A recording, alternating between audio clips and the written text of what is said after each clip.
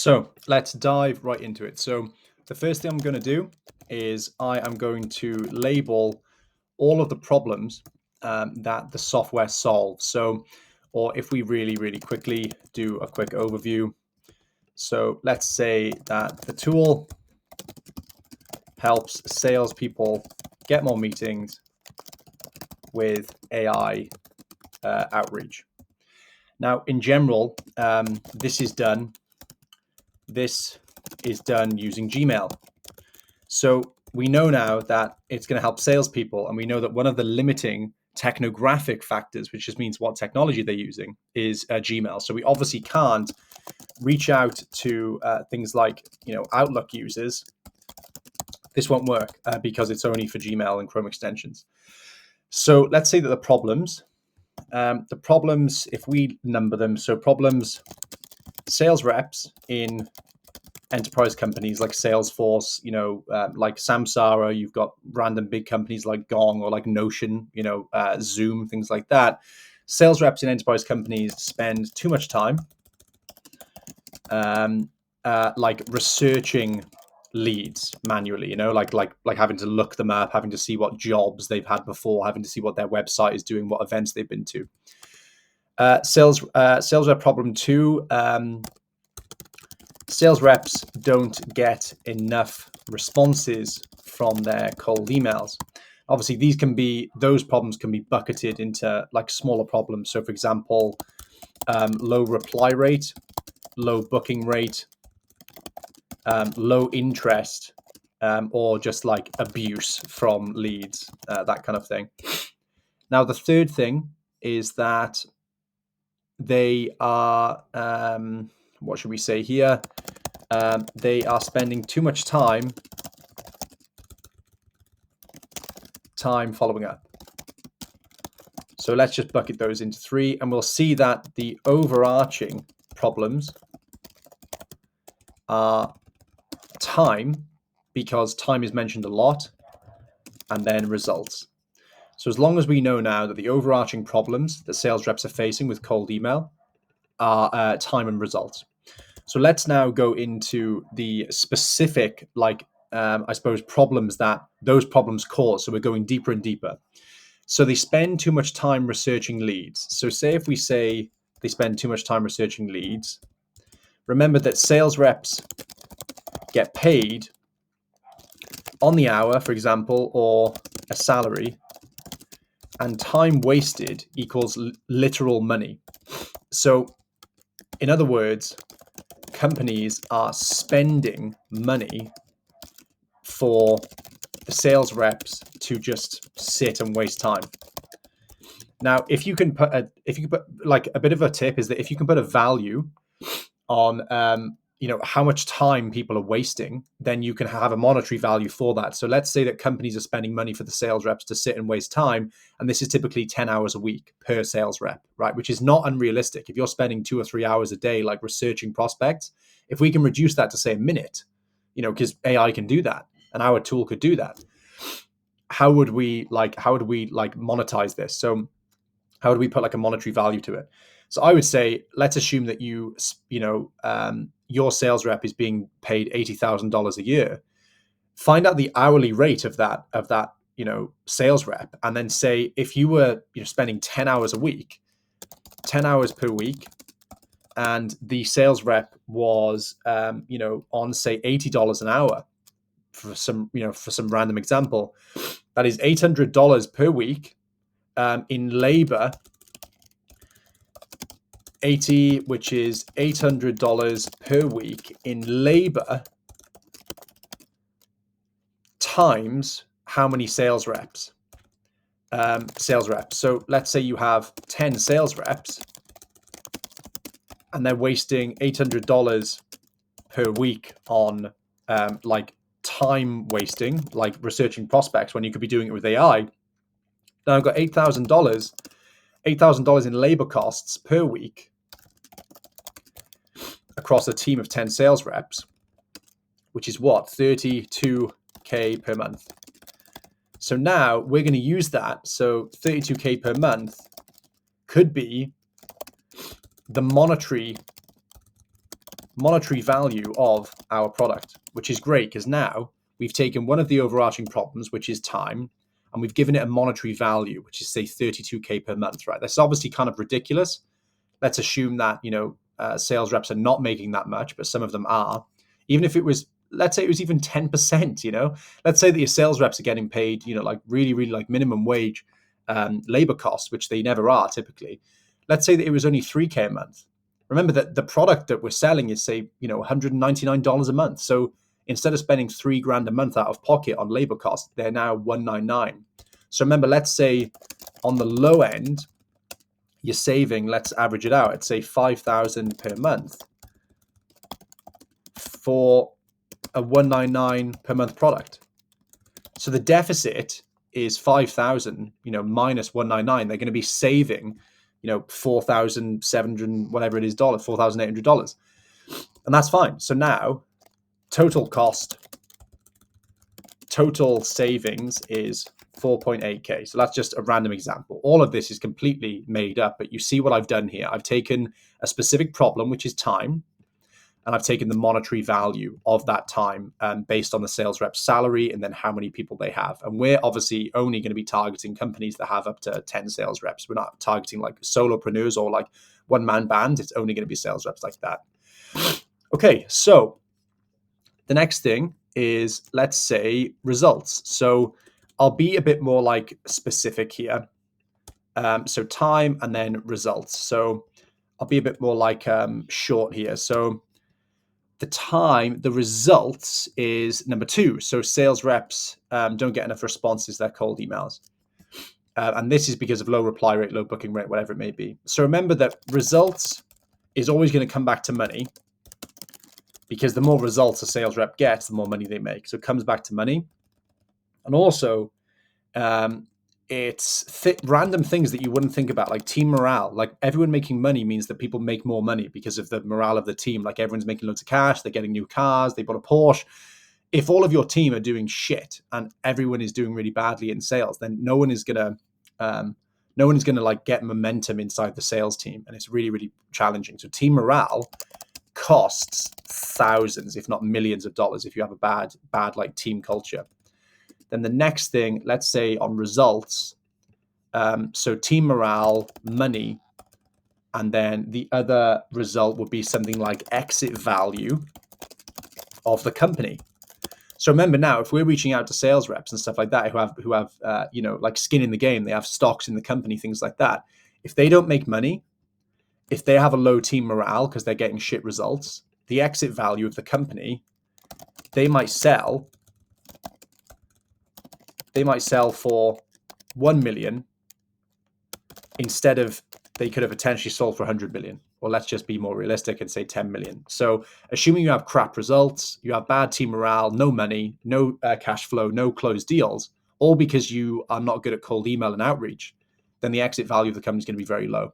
So notice how I turn results from a like $100 a month problem to a potential $9 million a month $9 million problem, because obviously they can't exit if they're not profitable and that kind of thing.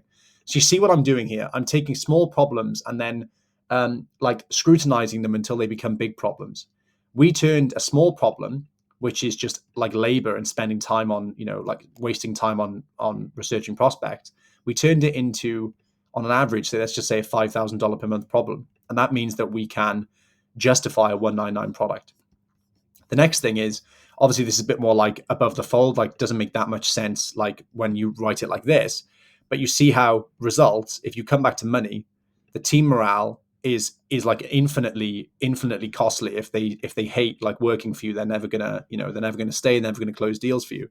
And the exit value of the company is that if your sales reps suck and they don't get results with cold email, you're not gonna be able to sell the company for a lot. So now let's assume we've got time and we've got results. So I'm going to start doing the time scripts. So the cold email one is time script. So what I mean by this is we're going to write a script now based off of the first overarching problem, which is time. And we're going to make sure that time is like a massive value add inside the cold email. Now let's just do some groundwork here. So the structure is hook,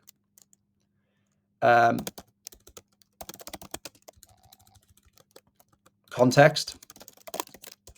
By the way, this is the structure of a cold email that I've always used across 1 million emails and hundreds of thousands of dollars closed. So hook, context, unique mechanism, case study, call to action. Let's just say that this is going to be the structure for today.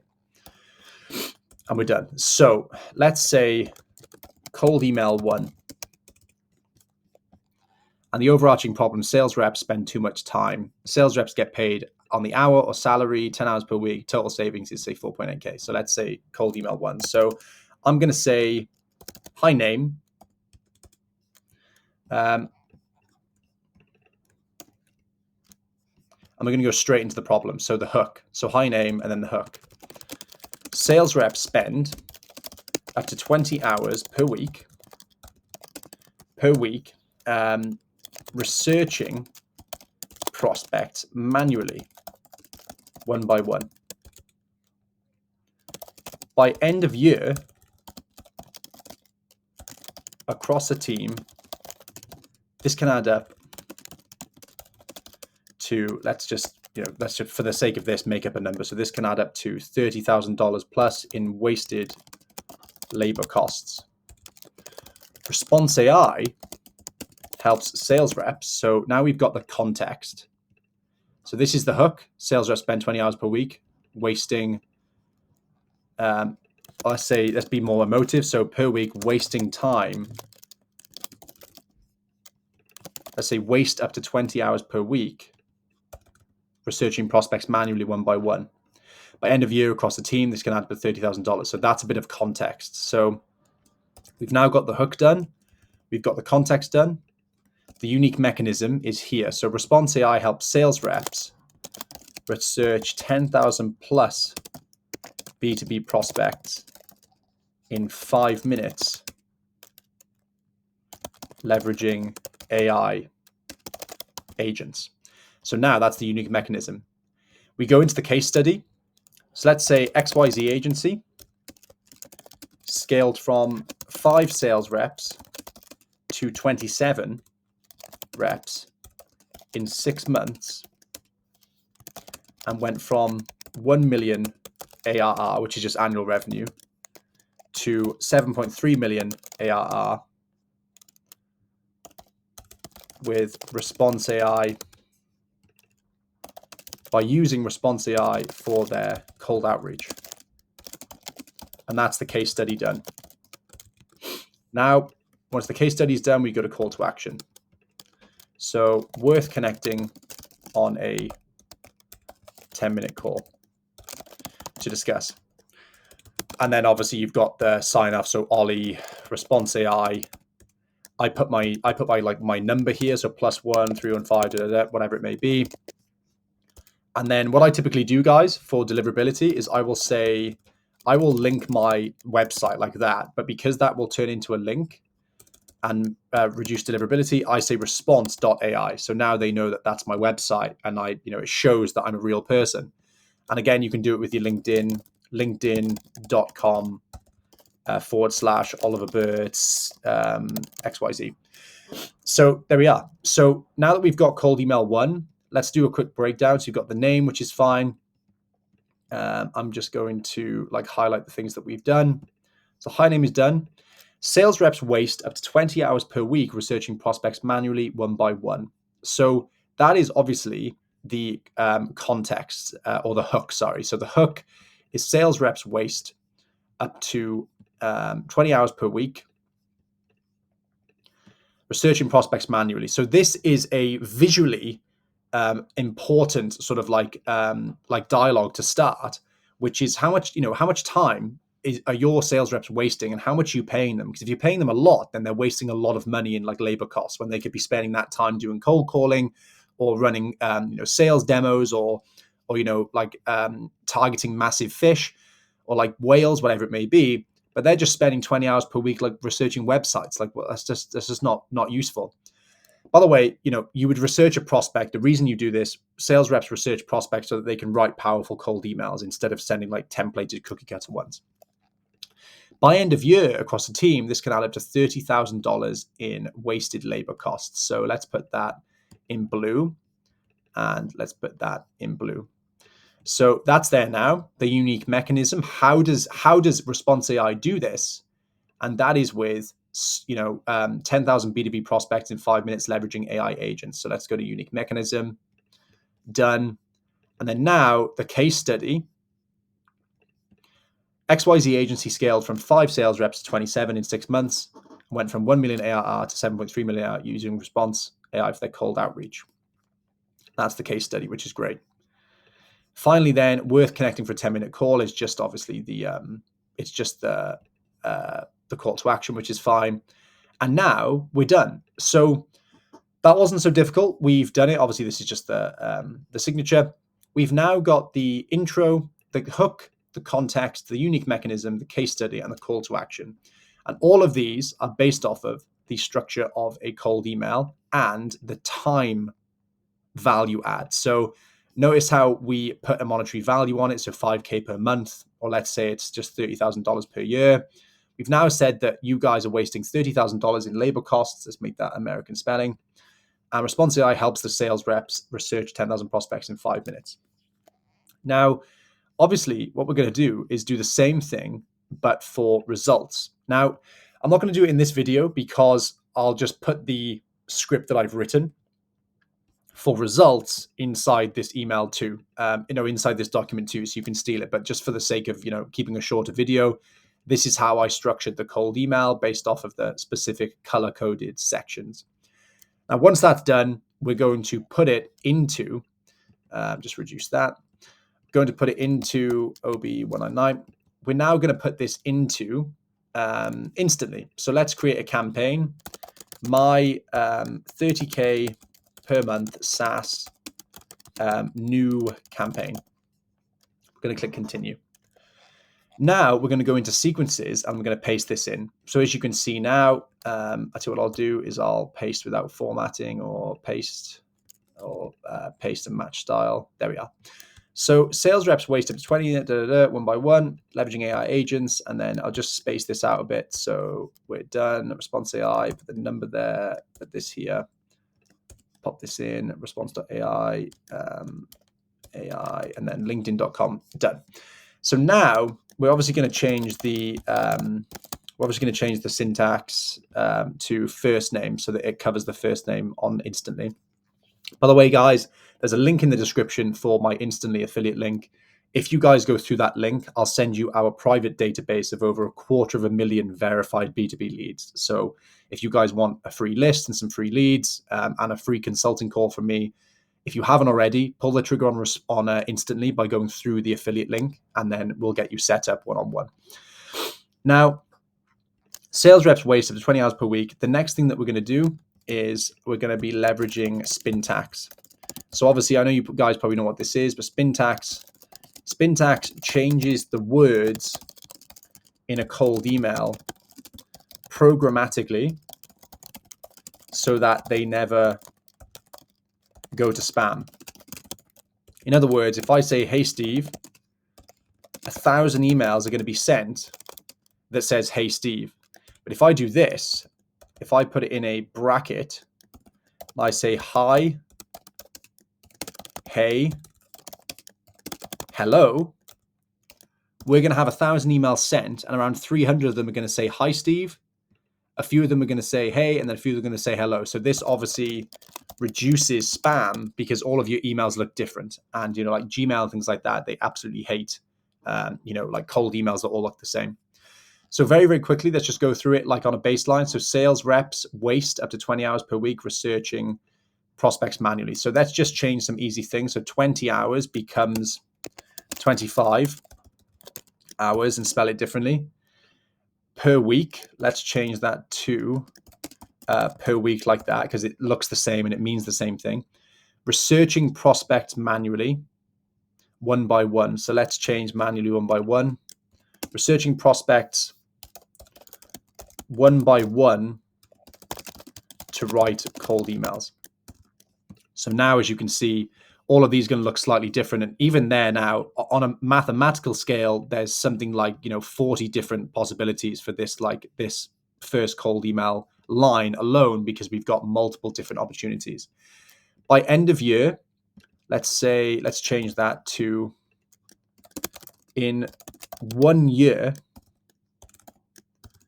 Across a team, this can add up to $30,000 in wasted labor costs. So let's just change the number to something different, because it means the same thing. $25,000 in wasted labor costs. And then that means now we've got something like 100 possibilities. From first name to labor costs, we've got hundreds of possibilities. Response AI helps sales reps research 10,000 B2B prospects in 5 minutes. So let's just change the length again. So 10. And let's change the length, the actual way we say minutes, to mins or minutes. So now that alone is dozens of possibilities. Leveraging AI agents, using AI agents, so leveraging and using AI agents.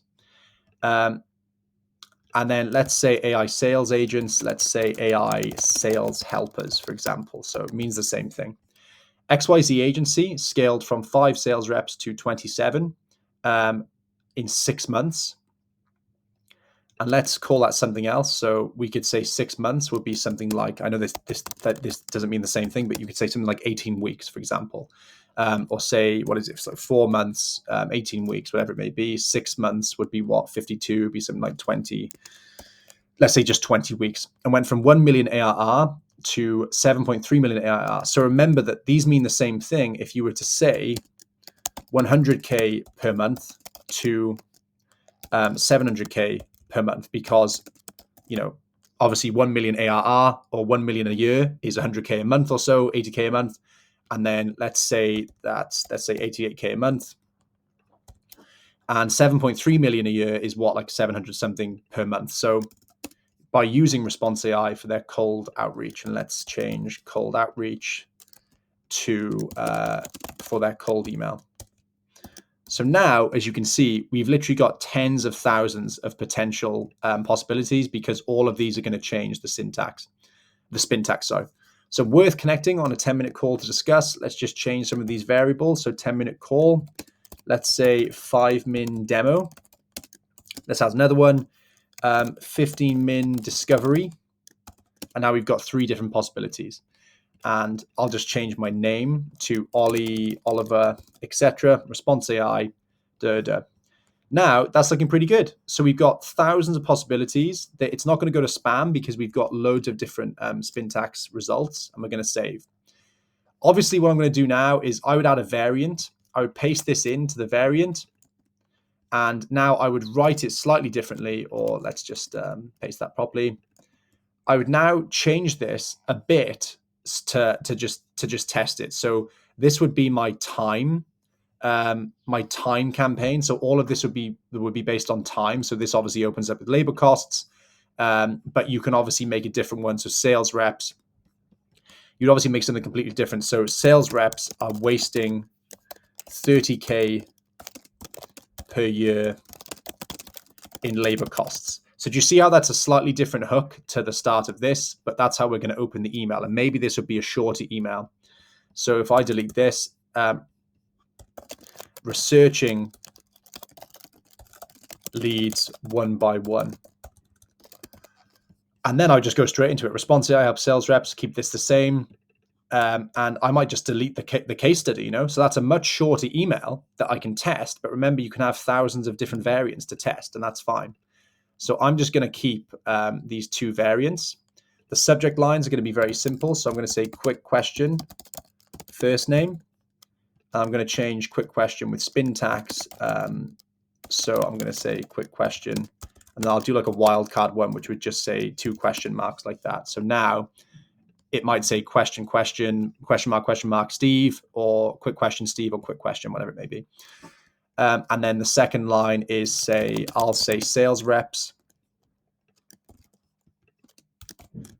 And I might say labor costs. So now we've got a few different possibilities for the subject lines. Sales reps are labor costs, and then 2 question marks. Next, we're going to do is add a step. So I'm going to say next message in 2 days, because it gives us time to ramp up these examples. And to be honest, guys, you might be disappointed here. So I literally just say hi first name, and here's what I do. Oh my God. I'm just going to say hi, wondering if you got my last message. And I typically do something goofy. I put like this, and then I put like a bracket smiley face. And I literally typically don't even put like any of my stuff. It's just what this email is meant to look like. It's meant to look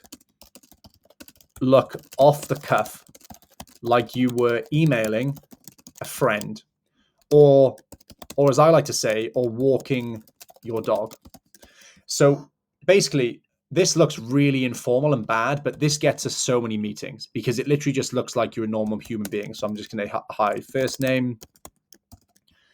Wondering if you got my last message, and then Ollie, and then maybe you could put the name of your company like that. And sometimes you can do a trick where you can just say sent from my iPhone. So now that looks super like realistic that you sent it from your phone. I might do like something stupid like that, or send like an emoji. So let's say the emoji. That's an annoying one, but you just do whatever it may be. So now, again, previous email subjects, leave that blank, add variant. And I might just change the variant up a bit here just in case. So wondering if you saw the message, and then we're done. So remember to add spin tags to these. So let's say wondering, I would just change that to checking. And then if you got my last message, I'm going to change message to say email. Do you get what I mean? Like, you don't have to worry too much, but I'm going to change Ollie to Oliver, and then response to I. Again, guys, this looks ridiculous, but it's because it gets amazing results, and I've always seen that. So now I'm going to just copy paste this in, and I would change it to asking if you got my last message, and seeing, and then obviously we've got a completely new email ready to go, and then we're done. So once that's done, I'm going to save, and I'm going to go into the scheduler. Pretty sure I have saved everything. Yeah, whatever. New schedule. I'm not going to name the schedule. It's always going to be, for me, 9 a.m. until 6 p.m. on Eastern time in the US, because we're targeting US leads, Monday to Friday. I never recommend Saturday or Sundays because like the juice isn't worth the squeeze. You might send thousands of emails on a Saturday morning or like midday, and they'll never get read because people don't check their emails that much on a Saturday. If you have a massive list, then go ahead. But if I have like 1,000 leads, I'm not going to waste the time. I'm not going to waste the leads, sorry. So this is fine. Save schedule, absolutely fine. Go into options. Now I'm going to add the accounts that I'm going to use. Obviously, I've got thousands of different campaigns. I'm going to say we're going to add all of the Olivers. So I won't go through this now, but so Oliver at response outreach, Oliver open outreach response, use response out, and we're going to add all 15 domains. Now, my rule of thumb is that I'm going to say the volume is domain inboxes times 20. So let's assume that we have 15 domains. We're going to say 15 times 20 emails, which is what? So 10 times 20 is 200, and then 5 times 20 is 100. So it's about 300 emails a day, for example. And we're going to go into here. Daily limit is going to be 300, and then typically I just reduce it a bit, so 280, just to be safe. For extra safety, you can add like a weird like multiple, like 279 or something. I don't really worry about that, so I just typically say 280. The sending pattern, ignore all this. I ignore all of these different things, and I save. I just make sure things. If you want higher open rates, disable open tracking. But on a new list like this, I'll always make sure that I have open tracking on. Because remember, let's say you get a massive list. Let's say you like scrape the list and you've never outreached them before. You never know. That list could be completely goddamn bogus. And then you haven't tracked the open rates. So you're like, why am I getting no results? And it's like, because your open rate's like 10%, but you can't see it because you've turned open rates off. I've never seen a significant difference in open tracking. Like when it comes to, like how many emails are being sent and then delivered and then meetings booked, I don't see much of a difference if I turn open tracking off. So you can turn it off for a bit of better deliverability, but the problem is that you don't know how good your deliverability is because you can't track it. Now, the reason this works is because open tracking, when you send an email, instantly or any of your tools, they will put a little pixel, like a tiny little image, in your email. And when the person receives that email, the image opens on the server and it tells you that their email's open. So the reason open tracking reduces deliverability is because there's an image in every email. Like technically it's a very, very tiny one pixel by 1 pixel. But I keep it on at all times because who cares? Now, all of this is done. We're going to click save. And then obviously there's no leads in here right now. But let's just quickly build the ICP. I won't scrape the leads in this video, but you'll see in a separate video. So the ICP, or like the leads, is US-based companies in IT, tech, marketing, etc. 10 to 200 employees. We're targeting the COOs, the CEOs, the sales VPs, heads of sales, heads of acquisition, whatever it may be. You've got things like business development, and then you're going to make sure that they are Gmail users. So filter by technology, and then that is it. So that's how I do that. So ICP is leads, and then we're going to go and scrape this. How we scrape them is with Apollo. I typically say response.ai we can scrape them with. You've got things like list kit, find email, etc. So that's how I'm going to scrape the leads. We'll get to that in a separate video. But now, as you can see, we've got a completed campaign. We've got the script, we've got the follow-ups, we've got the schedule, we've got the options, we've got the domains added. We're going to click save. We're going to double check everything. And then we are going to launch the campaign. So you can go ahead and click resume campaign, and it's going to start sending to the leads. In a separate video, I'll show you how I scrape the leads, and we'll go from there. And if you guys have any questions, let me know.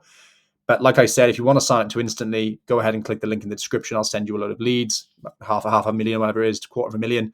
And we'll go from there. And any questions at all, give me a shout or email me at Olly@response.ai. So always email me if you have any questions. I'll answer them straight away, and we'll go from there. And God bless.